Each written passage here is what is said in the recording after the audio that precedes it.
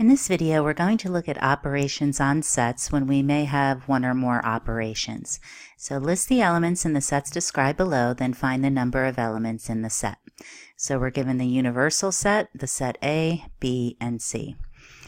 So the first question asks us to find the elements of U that are in the set A, and the set B, and the set C. Okay. Notice the connectors on both of these. The operations are AND. Okay, so I have all three sets listed here. So we're going to work from left to right, and then we're going to see if we can find any patterns. So first, let's find any elements in the set A and the set B. So I'm going to start with A, and then if I see, let's get a highlighter. As I go through A, if it's also in B, I'm going to highlight that element in B, the set B. So the first element in A is B, and that's also in the set B. D is in the set A, it's also in the set B. E is in the set A, but it's not in B. H is in the set A, it's also in B.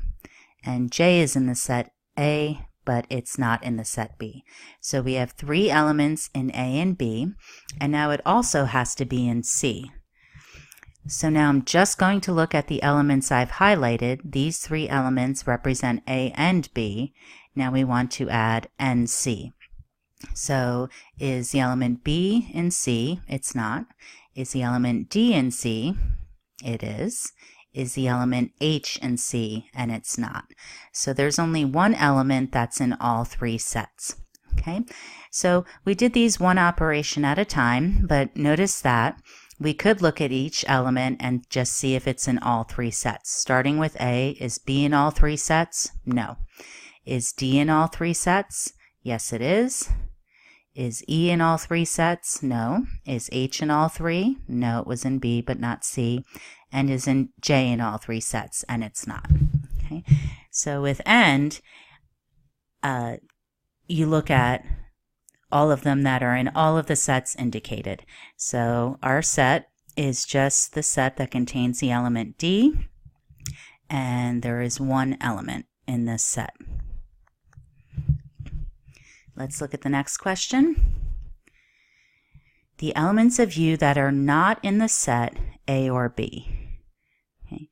So notice there's two operators here. We have not, and we also have or. And it's important to see where they're located. Okay, so we'll read them from left to right, but notice this says not in the set A or B. So the not is applying to A or B. Okay, so there's a few ways we can find this. Okay, we need to find, one way is we need to find A or B, and then we want all of the elements that are not in that set. Remember, not is relative to the universal set. Okay, and then once we see this, we'll look at another idea too. There's lots of connections in set theory. Okay, so first, if we find A or B, we list everything in A, and then we add on anything in C. So remember, A or B means A or B or both. Okay, so we have B, D, E, H, J. Those are the elements in A. Now we'll add any elements in B that we haven't already listed. So we are already listed B, so we'll add C. We already listed D, we'll add F. We already listed H, but we did not list I. I think this is a J here. Okay, so this is the set A or B. If we want not A or B, we need to look at U. Okay, and I'm going to mention a trick here that can save you some time, and it's one of the reasons. I'm going to put A or B and then put this symbol not. This represents a complement here, or the word not. Okay. Since these are all in alphabetical order, rather than referencing up, I'm just going to go through the letters of the alphabet from A to J. And if they're not in this list, I'm going to add them. And that would be not A or B. So is A in this list? No, that means it's in not A or B. Is B in this list? Yes. Is C? Yes. Is D? Is E? Is F? Yep, they're all in there. Is G in this list? No, so that's in not A or B. Okay. Where were we? H. H is in the list, I is in the list, G is in the list. So not in the set A or B contains two elements, A or G. And sorry, that looks a little messy. Let me clean it up. And now we will note that that set has two elements. Okay.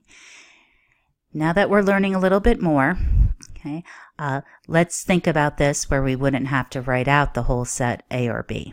Okay, we could look at U, A, and B, and basically we want everything in U that's not in A or B. Okay, so I could also think of crossing out all of these elements from U. So we don't want B, we don't want D, we don't want E, H, or J. Okay, so this is using the not idea first, and we don't want B, that's already crossed out. We don't want C, we don't want F, G. Oh, sorry, we do want G. I looked at the wrong list. We don't want F, H, or I. Notice there's two elements left, A and G, and that was what we came up with when we found A or B first. Okay. Let's look at the next one. List the elements of U that are not in the set A or in the set B. Okay, and I put these problems next to each other so you could see the subtle distinction. Okay, notice it's not in the set A, so we have not, but not is just applying to A because here we have the connector or the set B. So that not isn't being applied to the B because we're listing the set B separately. Okay, so we want not A or B. Okay, so let's list not A. So not A is all of the elements in U that are not in A. And let's use that new trick of just going through the alphabet. So I'm going to go from A through J, and if it's not in this list, I'm going to write it in not A. So A is not in the list, B, C is not in the list, D is, E is, F and G are not in the list, H is there, I is not there, and J is there. Okay.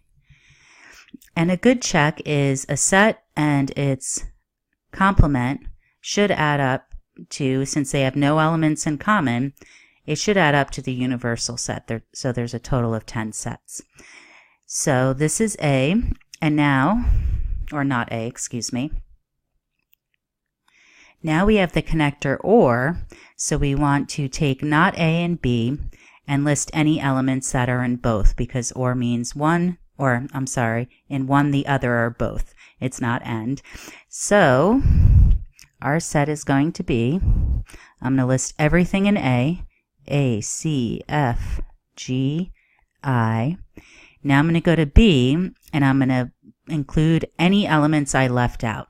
So B wasn't there yet, C is there, D's not there yet, F is there already, H is not there yet, I is there already. So we have all the elements that are not in the set A or the set B. And there are 1, 2, 3, 4, 5, 6, 7, 8. So that's 8 elements. Let's look at the last one. Okay. This one, like the first one, involves all three sets. List the elements of U that are in the set B and not in A or in the set C. Okay. So notice the connectors again. We have AND connecting the set B and not A, so not is another operator. Okay, and then we have the connection OR the set C. So we'll find B and not A, and then we'll add any elements that are in C that aren't already listed. Okay, so let's find B and not A first, and let's use these sets over here. So if you're in B and not in A, that here's B. Now we're going to cross out any elements in A. Okay. Let's use red. Okay. So B is in A, so I'm going to cross that out. C isn't. D is in A. F is not. H is in A, so I'm going to cross that out. So B and not A, I'm going to use this symbol for not A, is the set that contains C, F, and I. Now we need to combine this with the OR to the set C. So we need all of these three elements and anything in C. So remember, OR is like combining them all together. You don't omit anything, but you don't write anything twice. So that will be equal to, well, C has C, D, F, I. First we'll write B and A, B and not A, excuse me. And the only thing we don't have listed already is the letter D. So the set B and not in A or in the set C is the set CFID. Notice that's actually identical to C, and that can happen. Okay, it's another way of writing the same set. And we have 4 elements.